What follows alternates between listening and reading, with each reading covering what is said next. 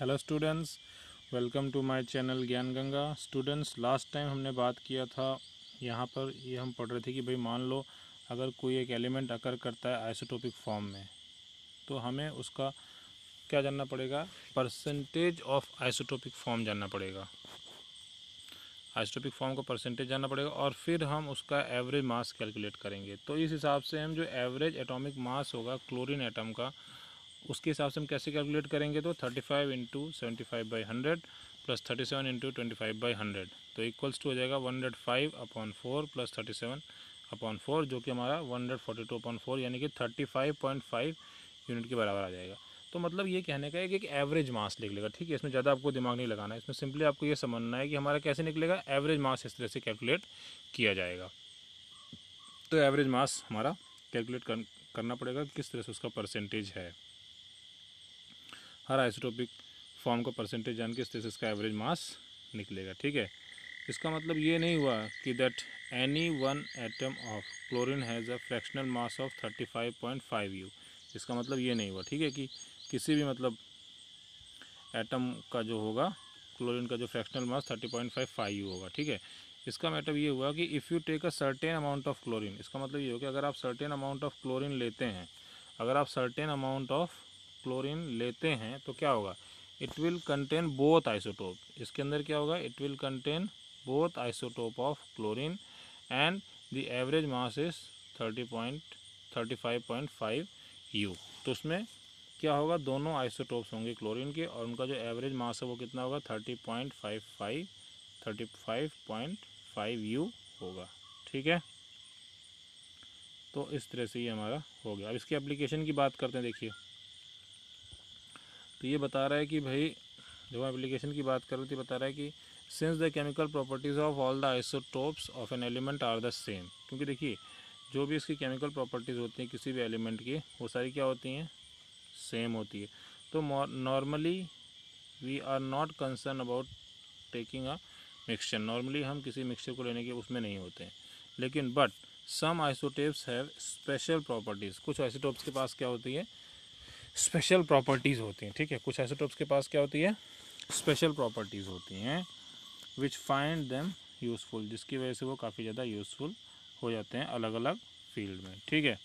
Some of them are, उसके कुछ कैसे एग्जाम्पल हैं, जैसे an isotope of uranium is used as a fuel in nuclear reactor. अब एक आइसोटोप जो कि यूरेनियम का होता है, उसकी उस पर्टिकुलर आइसोटोप की एक स्पेशल प्रॉपर्टी ये होती है कि उसको हम यूज़ करते हैं एज अ फ्यूल। किस में यूज़ करते हैं, एक न्यूक्लियर रिएक्टर में, ठीक है। तो एक न्यूक्लियर रिएक्टर में हम उसको एज अ फ्यूल यूज़ करते हैं, ठीक।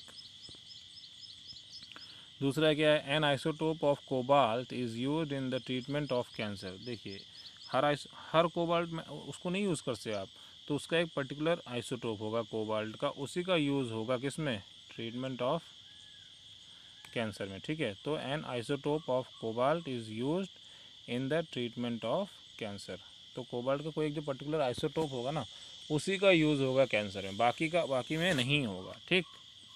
थर्ड पॉइंट बता रहा है, N isotope of iodine is used in the treatment of goitre. तो आयोडीन का एक पर्टिकुलर जो आइसोटोप होगा, उसी पर्टिकुलर आइसोटोप का यूज़ होगा किसके ट्रीटमेंट में, ग्वाइटर के ट्रीटमेंट में, ठीक है। तो देखिए इस तरह से क्या होता है, पर्टिकुलर आइसोटोप्स का जो यूज़ होता है उसको हम पर्टिकुलर अलग अलग से रूप में ही चाहते हैं, क्योंकि उनका पर्टिकुलर अलग अलग प्रॉपर्टीज़ होती हैं, पर्टिकुलर अलग उनका यूज़ होता है, जिसकी वजह से हम लोग क्या करते हैं, उसको पर्टिकुलर को हम यूज़ करते हैं उस पर्टिकुलर आइसोटोप को, ठीक है।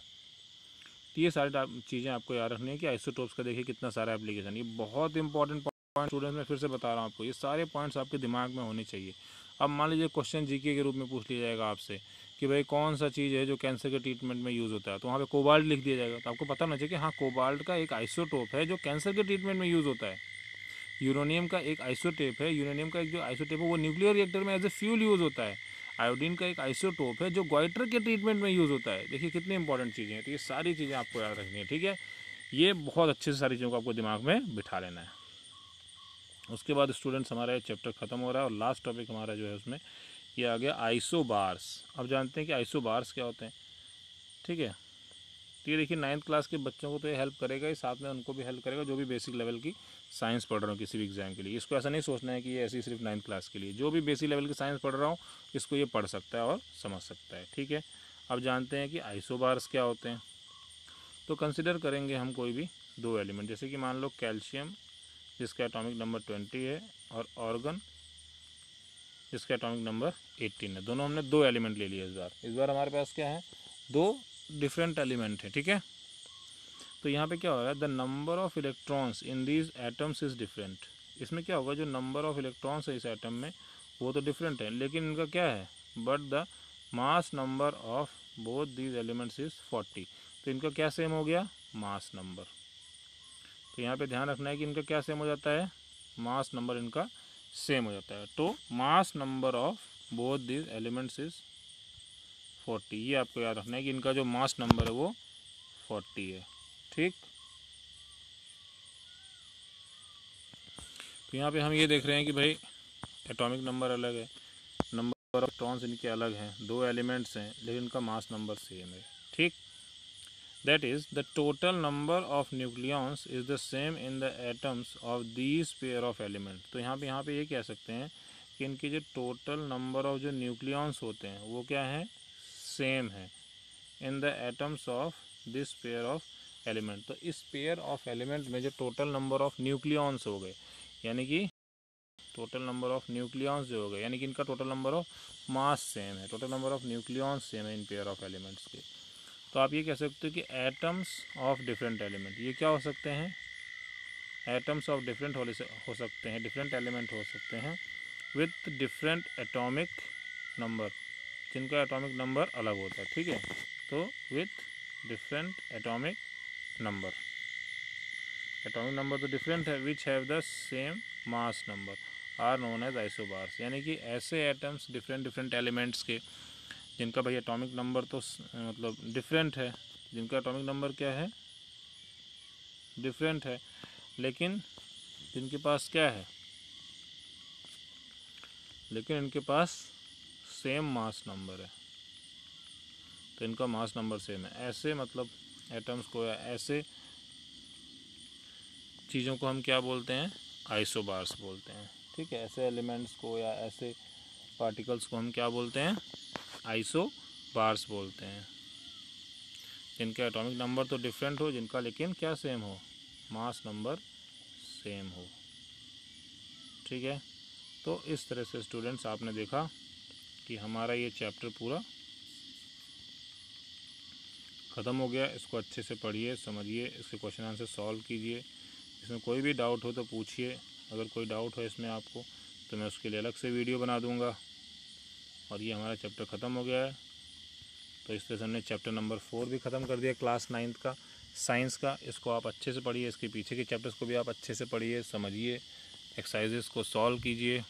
जो भी नहीं समझ में आता है आप लोग पूछिए, क्योंकि आप लोग कुछ पूछते ही नहीं है ना, आप लोग काम करके दिखाते हैं। तो आप लोग काम भी करके दिखाइए और पूछिए भी, जो भी डाउट हो दिखाइए मुझसे डिस्कशन कीजिए, तभी आपकी नॉलेज को बढ़ाया जा सकता है। अगर आप इंटरेक्ट नहीं करें तो नॉलेज नहीं बढ़ने वाली है। ठीक है, तो स्टूडेंट्स इसी के साथ ये प्रेजेंटेशन ख़त्म होता है। हमारा चैप्टर नंबर फिनिश हो चुका है। इसको पढ़िए, लिखिए, समझिए, वीडियो को देखिए, चैप्टर को रीड करिए, क्वेश्चन आंसर्स को सॉल्व करिए, कोई भी डाउट हो तो पूछिए। ठीक है, तो मिलेंगे हम नेक्स्ट वीडियो में। कोई भी डाउट होगा तो उसके साथ, या फिर हम नेक्स्ट वीडियो में नया चैप्टर शुरू करेंगे। ठीक है, तो मिलते हैं नेक्स्ट वीडियो में। Thank you.